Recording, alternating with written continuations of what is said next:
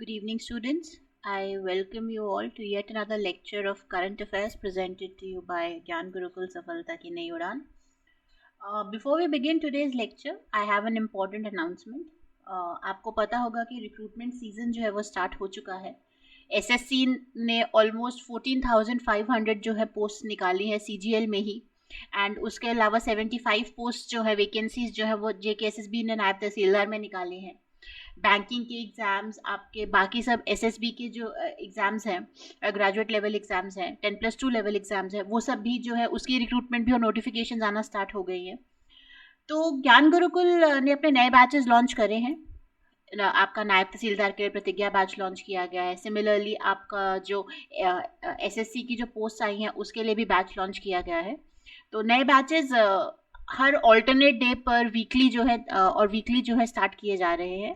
सो आप में से कोई भी बच्चा, कोई भी एस्पिरेंट जो अपनी तैयारी कंप्लीटली और फुल फ्लेजेड तरीके से करना चाहता है, प्लीज़ नीचे दिए गए नंबर पर कॉल करिए या आप ब्रांच भी विजिट कर सकते हैं. ब्रांच कहाँ पर है? Opposite science college, canal road, Jammu में. स्प्रिंगडेल स्कूल देखा होगा, उसके बिल्कुल बगल वाली बिल्डिंग जो है वो ज्ञान गुरुकुल की है. आपको 2 दिन का डेमो लेक्चर जो फ्री दिया जाता है. आपको जो है डेली की वीएसटी शीट्स दी जाती है, प्रैक्टिस शीट्स दी जाती हैं. आपका जो है वीकली एक टेस्ट कंडक्ट करवाया जाता है. जो सिलेबस आपका, जो पोर्शन आपका कवर होता है उस वीक में, उसके बेसिस पे एक टेस्ट कंडक्ट करवाया जाता है. ओएमआर बेस्ड टेस्ट होता है. उसके रिजल्ट्स प्रॉपरली जो है डिक्लेयर किए जाते हैं. एंड टॉपर्स एंड जो आपके परफॉर्मर्स हैं उनको रिकग्नाइज किया जाता है. एंड जहाँ पर आप लोगों को दिक्कत होती है उन इश्यूज़ को भी एड्रेस किया जाता है. 1-on-1 डाउट क्लियरिंग सेशंस हैं, इंडिविजुअल अटेंशन दी जाती है. सो आप आइए, आप विजिट करिए, एंड जो जैसा जिस तरह की आप तैयारी करना चाहें, जिस तरह का आप बैच लेना चाह रहे हैं, उस तरह का जो है आप जो है अपना कस्टमाइज करवा सकते हैं course. Right. So beginning with today's lecture, सबसे पहला current affair. The Nisar mission is a joint earth observing satellite mission between 2 space agencies. Nisar जो है, एन लिया गया है नासा से, ठीक है, निसार का. आई लिया गया है आपका इसरो से. एंड SAR जो है, SAR stands for synthetic aperture radar. तो निसार मिशन जो है वो आपका बेसिकली नासा का एंड इसरो का जो है एक जॉइंट मिशन है, एक अर्थ ऑब्जर्वेशन सैटेलाइट मिशन है. राइट. ये बेसिकली एनर्जी पल्सेस भेजता है एंड जितनी रिफ्लेक्ट बैक होती हैं उस चीज़ को मेजर करता है. तो शार्प इमेजेस कैप्चर करता है.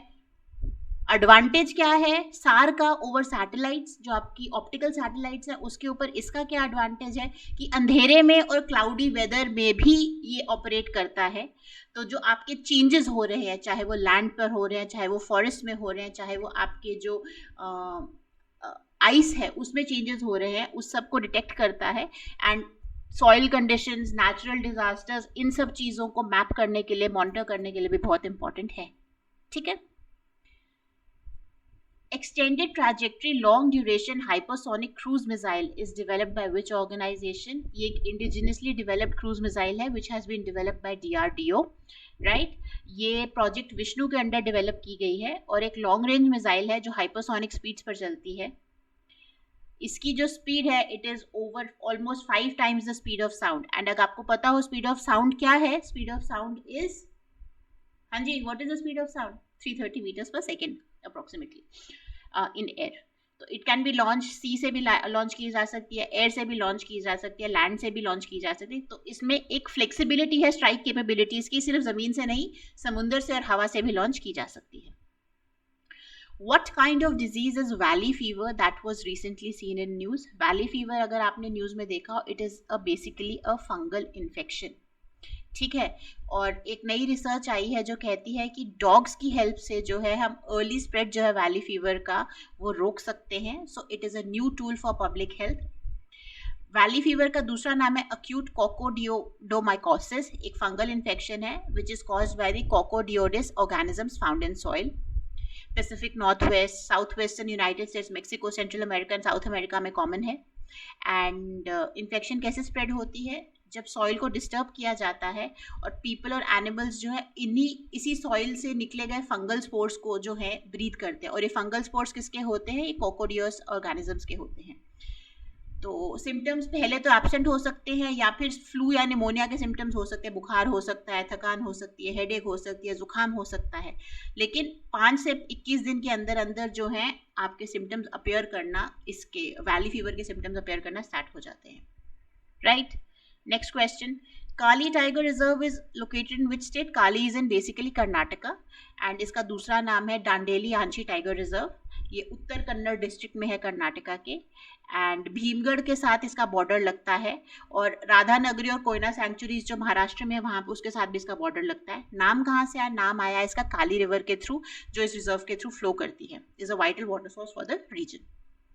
अब कंसर्न्स क्या है कि भाई सरकार ने कहा है कि हम वाइल्ड लाइफ सफारी से इको टूरिज्म प्रमोट करेंगे, तो कॉन्जर्वेशनिस्ट ने जो है बेसिकली एक कंसर्न रेज करा है कि भाई ये जो टाइगर रिजर्व है ये बड़ा इकोलॉजिकली सेंसिटिव जोन में पड़ता है, एंड टूरिज्म इंट्रोड्यूस करने से डिस्टर्ब हो सकता है, तो सरकार इस प्रपोजल को दोबारा से सोचे। 2 new earthworm species, Kanchuria tripuraensis and Kanchuria priyasankari were recently discovered in which state? Answer यहीं छुपा है, त्रिपुराensis। तो त्रिपुरा से ही ये दोनों जो है डिस्कवर किए गए हैं, राइट। एंड बेसिकली प्रिया शंकर चौधरी हैं जिन्होंने इसको जो है उन्होंने लाइफ लॉन्ग अपना काम जो है अर्थवर्म की टैक्सोनॉमी में करा है, तो उनके नाम के ऊपर जो है दूसरे का नाम दिया गया है, ठीक है। What is the name of India's first anti-submarine warfare shallow water craft? इसका नाम है INS Arnala, याद रखिएगा। What is the name of the Indo-French military exercise held in June 2025? It is exercise शक्ति। वरुणा भी हमारी फ्रांस के साथ होती है, बट ये जो है नेवल कैपेबिलिटीज के लिए होती है। इंदिरा हमारी रशिया के साथ होती है, और सूर्य किरण जो है नेपाल के साथ होती है। तो Indo French joint military exercise जो जून 2025 में हुई है वो है शक्ति। इसका 8th एडिशन हुआ है साउदर्न फ्रांस में।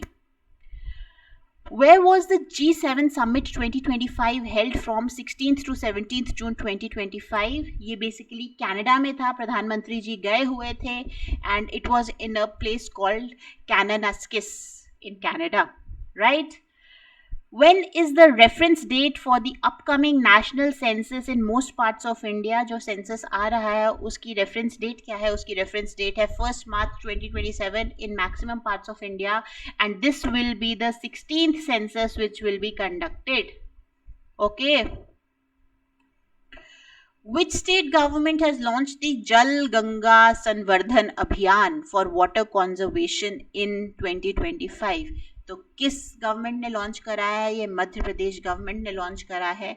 यहाँ पर बेसिकली जो घोड़ा पछाड़ रिवर है, it is a tributary of the Narmada, और इसको रिवाइव किया जाएगा खांडवा डिस्ट्रिक्ट में सिटीजन्स की सपोर्ट के साथ, उनकी पार्टिसिपेशन के साथ। जो बेसिकली ग्राउंड वाटर की एक्सप्लॉयटेशन हो रही है, जिस वजह से रिवर सूख चुके हैं और फार्मिंग एग्रीकल्चर हार्म हो रहा है, उसे भी कंट्रोल किया जाएगा।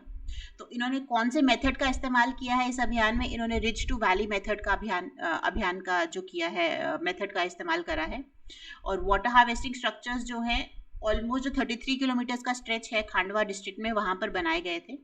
तो वाटर फ्लो को स्लो किया जाता है, एंड जो पानी आ रहा है वो वेस्ट नहीं जाता, उसे जो अक्यूमुलेट किया जा रहा है, उसको स्टोर किया जा रहा है, ठीक है। तो annually through out the year इसमें जो है फ्लो मेंटेन करने की बात की जा रही है, जो घोड़ा पछाड़ रिवर है जो नर्मदा की ट्रिब्यूटरी है। तो जल गंगा संवर्धन अभियान। The Global Education Monitoring Report is published by which organization? GEM जो है यूनेस्को पब्लिश करता है। यूनेस्को के बारे में अगर आपने और जानना है तो जो स्टैटिक जीके की जो प्लेलिस्ट बनी हुई है चैनल पे, स्टैटिक जीके बाय नाजुक मैम, उसमें यूनाइटेड नेशंस और उसकी एसोसिएटेड ऑर्गेनाइजेशंस का बहुत डिटेल में हमने डिस्कशन करा है। I request you, her video में कोई ना कोई सवाल जो है यहाँ वहाँ से हमारे स्टैटिक में कवर किए गए पोर्शन से आता है, एंड आई रिक्वेस्ट यू कि प्लीज़ जाकर वो पढ़िए। आई डोंट नो कितने मेरी बात सुनते हैं, बट अगेन मेरा काम है बोलना, मानना ना मानना आपका काम है, तो प्लीज़ जाकर वो वीडियो ज़रूर देखिए। तो एक डिटेल्ड और एविडेंस बेस्ड एनालिसिस दिया जाता है इस रिपोर्ट में कि ग्लोबली एजुकेशन किस तरह से प्रोग्रेस कर रही है, उसका ट्रेंड क्या है, उसके चैलेंजेस क्या हैं।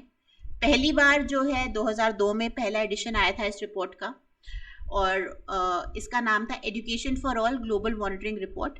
2016 में इसको नाम दिया गया था ग्लोबल एजुकेशन मॉनिटरिंग रिपोर्ट, ठीक है। और लेटेस्ट कॉन्टेक्स्ट में बताया जा रहा है कि ग्लोबली 272 मिलियन चिल्ड्रन हैं जो स्कूल के बाहर हैं, right, which is 21 million more than the previous estimate. पिछले एस्टिमेट से 21 मिलियन ज्यादा बच्चे आज की डेट में आउट ऑफ स्कूल हैं। Question 12. What is the name of the operation launched by Iran in retaliation against Israel's Operation Rising Lion, Operation True Promise 3? अभी आपको पता होगा ईरान और इजराइल के बीच में जंग जो है छिड़ चुकी है, मिडिल ईस्ट अगेन थोड़ा सा वॉलेटाइल कंडीशंस आ चुकी हैं। तो ईरान ने ऑपरेशन ट्रू प्रॉमिस 3 लॉन्च करा है, इजराइल ने लॉन्च करा था ऑपरेशन राइजिंग लायन, जहां पर उन्होंने ईरान की जो मिलिट्री और न्यूक्लियर साइट्स हैं उसको टारगेट किया था। अब ये जो ईरान और इजराइल का कॉन्फ्लिक्ट है ये बहुत पुराना है। शुरू में क्या था, बेसिकली ईरान और इजराइल जो थे वो एलाइज थे, बट 1979 में ईरान में एक ईरानियन रेवोल्यूशन हुआ, एंड अगर आपको पता होगा वहाँ पर आज भी जो है एक थियोक्रेटिक गवर्नमेंट है, शिया गवर्न गवर्नमेंट है वहाँ पर। एंड ईरानियन रेवोल्यूशन के बाद जब ईरान एक इस्लामिक रिपब्लिक बना, उन्होंने एक एंटी इजराइल पॉलिसी जो है अडॉप्ट कर ली। तो तब से लेकर अब तक इनके बीच में जंग जो है, हर तरह की जंग जो है वो जारी है। Which government department has initiated the नक्शा program for urban land survey? ये है डिपार्टमेंट ऑफ लैंड रिसोर्सेज। इसका सेकेंड बैच जो है फेज 2 का वो लॉन्च किया गया है। नक्शा की फुल फॉर्म है national geospatial knowledge based land survey of urban habitations. ये एक कैपेसिटी बिल्डिंग प्रोग्राम है, एंड 120 ऑफिसर्स जो हैं आपकी अर्बन लोकल बॉडीज से और डिस्ट्रिक्ट से, उनको 1 हफ्ते की हैंड्स ऑन ट्रेनिंग दी जाएगी। नक्शा बेसिकली एक सिटी सर्वे इनिशिएटिव है आपके digital India land records modernisation programme के तहत, and department of land resources से लीड कर रहा है, सो दैट हम लैंड रिकॉर्ड्स जो है अर्बन एरिया में उसको टाइमली अपडेट कर सकें, एक्यूरेटली अपडेट कर सकें, और डिस्प्यूट्स जो है उनको एमिकेबली रिजॉल्व कर सकें। The Simhachalam temple is located in which state? ये आंध्र प्रदेश में है। इसको वराह लक्ष्मी नरसिम्हा टेम्पल भी कहा जाता है, विशाखापट्टनम में ये लोकेटेड है, right. It is dedicated to Narasimha, Vishnu के जो मैन और लायन का अवतार था, जिन्होंने हिरण्यकश्यप का जो था वध किया था, तो उस अवतार को जो है डेडिकेटेड है। और इस टेम्पल में आपको उड़िया कल्चर और चालुक्यन आर्किटेक्चरल स्टाइल्स का जो है मिक्स देखने को मिलेगा। ये वेस्ट फेस करता है rather than facing east, which symbolizes a victory of divine forces over evil. Okay, तो पीछे हमने निसार के बारे में पढ़ा, अब थोड़ा सा मैच द फॉलोइंग देख लेते हैं रेडार टाइप्स का। सिंथेटिक अपर्चर रेडार जो है वो हाई रेजोल्यूशन अर्थ इमेजिंग थ्रू क्लाउड्स के लिए इस्तेमाल किया जाता है, बिल्कुल सही। डॉपलर रेडार जो है speed detection using frequency shift के लिए इस्तेमाल किया जाता है। आपकी जो स्पीड गन्स है उसमें डॉपलर रेडार का ही डॉपलर प्रिंसिपल ही यूज किया जाता है, ये सही है। Phase direct radar imaging of planetary surfaces, ये गलत है। फेज डायरेक्ट रेडार जो है ट्रैकिंग और रैपिड स्कैनिंग के लिए इस्तेमाल किया जाता है। प्लैनेटरी इमेजिंग तो सार कर रहा है ना, तो फेज डायरेक्ट रेडार क्यों करेगा? तो this is wrong. Over the horizon radar it detects targets beyond line of site, बिल्कुल सही। इसमें आयोनोस्फेरिक रिफ्लेक्शन या सरफेस वेव्स का इस्तेमाल किया जाता है, एंड ऐसे टारगेट जो लाइन ऑफ साइट से बाहर हैं उनको भी डिटेक्ट करने की ये कोशिश करता है over the horizon radar. Okay, प्रधानमंत्री मोदी को अभी recently grand cross of the order of Makarios मिला है। ये बेसिकली आपका साइप्रस का हाईएस्ट जो है ऑर्डर है, हाईएस्ट अवार्ड है, सिविलियन अवार्ड है जो दिया जाता है। तो बहुत सारे आप पिछले 10 सालों में 12 सालों में मोदी जी को बहुत सारे अवार्ड्स मिले हैं। तो कौन कौन सी कंट्रीज़ के अवार्ड्स मिले हैं वो लिखा हुआ है, और कौन कौन से अवार्ड्स मिले तो मैच करना है हमने वो। तो grand cross of the order of Makarios जो है वो बेसिकली साइप्रस देता है, राइट। 2025 में इनको ये मिला है। ऑर्डर ऑफ जायद जो है वो यूएई देता है। ऑर्डर ऑफ जायद बेसिकली 2019 में इनको मिला था। It is the highest civilian honour जो यूनाइटेड अरब एमिरेट्स देता है। ऑर्डर ऑफ सेंट एंड्रू ये रशिया देता है, ये अगेन 2019 में मिला था। It is again the highest state decoration of Russia. And the order of Druk Gyalpo ये भूटान देता है, एंड 2021 में मिला था by the king of Bhutan. ठीक है, तो ये सारे अवार्ड्स मिले हैं। किस किस कंट्री के हैं प्लीज याद रखिए, इस पे सवाल बन सकता है। Consider the following statements of non banking financial companies. NBFCs के बारे में जो आपकी स्टेटमेंट्स दी गई हैं उनको कंसिडर करिए। NBFCs are registered under the Companies Act 1956 और Companies Act 2013. बिल्कुल सही, दोनों कंपनीज एक्ट के अंदर किसी के तहत भी ये रजिस्टर हो सकता है. NBFCs can accept demand deposits but cannot issue checks drawn on themselves. NBFCs cannot accept demand deposits. Demand deposits क्या होते हैं? डिमांड डिपॉजिट्स होते हैं जहां पर आप सेविंग्स अकाउंट में जाकर पैसा जमा करवा रहे हो और फिर अपनी डिमांड के हिसाब से वहां से पैसा जो है विड्रॉ कर रहे हो. तो NBFCs ये नहीं कर सकते, ना ही वो चेक्स जो है इशू कर सकते हैं ड्रॉन ऑन देमसेल्व्स. तो ये स्टेटमेंट गलत है. Flipkart has become the first Indian e-commerce platform to receive an NBFC license from RBI. बिल्कुल सही.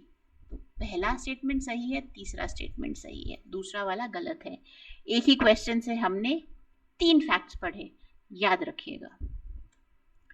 Which constitutional provision in India deals with preventive detention? It is Article 22(3). Straightforward question है, इसमें कोई explanation की ज़रूरत नहीं है. Which of the following Indian cities are not part of the UNESCO Creative Cities Network? तो इसमें अगर देखा जाए Kochi is not part of UCCN, right? Otherwise Jaipur जो है it is known for its crafts and folk arts. Mumbai film city के नाम से, वाराणसी म्यूजिक के नाम से, and recently Kozhikode and Gwalior जो है उनको रिसेंटली ऐड किया गया ग्वालियर को म्यूजिक के लिए, राइट? तो ये UCCN प्लीज पढ़ लीजिएगा एक बार जाने से पहले. Consider the following statements about the rinderpest disease. It is caused by a virus. बिल्कुल सही. It is caused by the rinderpest virus, जो एक मोरबीली वायरस होता है और ये जो है आपके कैटल को जो है इम्पैक्ट करता है. तो कैटल को इम्पैक्ट करता है तो रिंडरपेस्ट को जो हम कैटल प्लेग भी कहते हैं, ये बिल्कुल सही है, राइट? ये हाईली कंटेजियस है और बेसिकली जो आपके क्लोवन हूफ्ड एनिमल्स होते हैं जैसे कैटल और बुफेलो, उनको इम्पैक्ट करता है. This disease is one of the biggest reasons for most of the animal deaths across the world today. Wrong. History में था ये सबसे जो है खतरनाक डिजीज, बट ग्लोबली इसको इरेडिकेट कर दिया गया है 2011 में. सो नो मोर कैजुअलिटीज देखी जाती हैं इस डिजीज की वजह से आज की डेट में. 2011 में ग्लोबली इरेडिकेट कर दिया गया है, तो आज की डेट में this is not one of the biggest reasons for animal deaths. Question 21. Match the following operations with the countries that launch them. अभी पीछे हमने ट्रू प्रॉमिस के बारे में पढ़ा और राइजिंग लाइन के बारे में पढ़ा. तो ट्रू प्रॉमिस 3 जो है वो ईरान ने लॉन्च करा इसराइल के against, and rising line Israel ने लॉन्च करा ईरान के अगेंस्ट. ये तो सही है. ऑपरेशन सिंदूर इंडिया ने लॉन्च करा है, सबको पता है. अभी पाकिस्तान के अगेंस्ट लॉन्च किया गया था, LOC across the LOC in Pakistan occupied Kashmir. और ऑपरेशन स्पाइडर्स वेब जो है एक ड्रोन ऑफेंसिव था जो यूक्रेन ने लॉन्च करा था रशियन टेरिटरी में 1 जून 2025 को. तो स्ट्राइक कैपेबिलिटीज शोकेस करी थी. तो ये चारों जो है वो सही हैं, ठीक है. Consider the following statements about PM वानी. PM वानी जो है prime minister's wifi access network interface framework है. तो इसके बारे में फॉलोइंग स्टेटमेंट्स दी गई हैं. It aims to expand broadband access through public wifi networks across India. बिल्कुल सही. Public wifi networks across India launch करने की बात करता है. To encourage the widespread participation, a very small license or registration fee is required for the public data offices and PDO aggregators. ये statement गलत है. कोई स्मॉल लाइसेंस या रजिस्ट्रेशन फी की ज़रूरत नहीं है. इसको एक्सेसिबल बनाने के लिए, इंक्रीज पार्टिसिपेशन के लिए, इंकरेजमेंट के लिए कोई भी फीस नहीं लगाएगी है PDOs पर और PDOAs पर, right? It supports the goals of the National Digital Communications Policy 2018. बिल्कुल सही, क्योंकि ये एक रॉबस्ट इंफ्रास्ट्रक्चर बनाने की डिमांड क्रिएट करता है. This is correct. Okay, question number 23. I think this is the last question for today. Consider the following statements regarding the Bonn Climate Change Conference. It is an annual meeting that takes place under the aegis of the United Nations Framework Convention on Climate Change. बिल्कुल सही. The conference takes place to discuss technical and scientific aspects of climate negotiations. ये भी बिल्कुल सही. Both statements are correct. अब ये है बॉन conference. एक बॉन चैलेंज भी होता है. दोनों के बीच में क्या डिफरेंस है, कौन मुझे कमेंट सेक्शन में बताएगा प्लीज. मैं आपसे हर बार सवाल पूछती हूँ बट रिस्पॉन्ड कोई नहीं करता है. So it's a sincere request, अगर आपको जवाब पता है आप प्लीज बताइए. Right. So that is all for today. आपको पता है क्या करना है। वीडियो पसंद आई हो तो लाइक करना है, बेल आइकन दबाना नहीं भूलना है, चैनल को सब्सक्राइब करना है, ज़्यादा से ज़्यादा शेयर करना है अपने फ्रेंड्स के साथ, फैमिली के साथ, नियर एंड डियर वंस के साथ। फ्री ऑफ कॉस्ट इनिशिएटिव है, सब इसका बेनिफिट उठाएं। कहीं ना कुछ तो आएगा। जेकेपी कांस्टेबल के पेपर में मेरे पढ़ाए हुए में से एटलीस्ट 12 to 15 क्वेश्चंस जो थे वो आए थे, राइट। तो बहुत इंपॉर्टेंट एक सीरीज है एंड फ्री ऑफ कॉस्ट मिल रही है, सबसे बड़ी बात। सो प्लीज़ शेयर करें ज़्यादा से ज़्यादा, सब्सक्राइब करें चैनल को। एंड अगर कोई भी डाउट होता है, किसी भी तरह की आपको क्वेरी है, आप चाहते हो कि किसी तरह का टॉपिक जो है वो कवर होना चाहिए और वो कवर नहीं हो रहा, आप प्लीज़ हमें बताएं, कॉमेंट सेक्शन में लिख सकते हैं। एंड आई विल इंश्योर कि आने वाले टाइम में मैं सबसे पहले वही टॉपिक कंप्लीट करूँ and then I move on to the other topics. So that is all for today. Thank you very much. तैयारी जो है अपनी, उसकी स्पीड बढ़ाइए, अपने सॉक्स पुल अप करिए, अपनी जो है तैयारी को खींचिए। एंड जहाँ सपोर्ट चाहिए वहाँ हमें बताइए, हम तो हैं ही आपको सपोर्ट करने के लिए। So thank you very much. Have a good evening, take care and happy learning.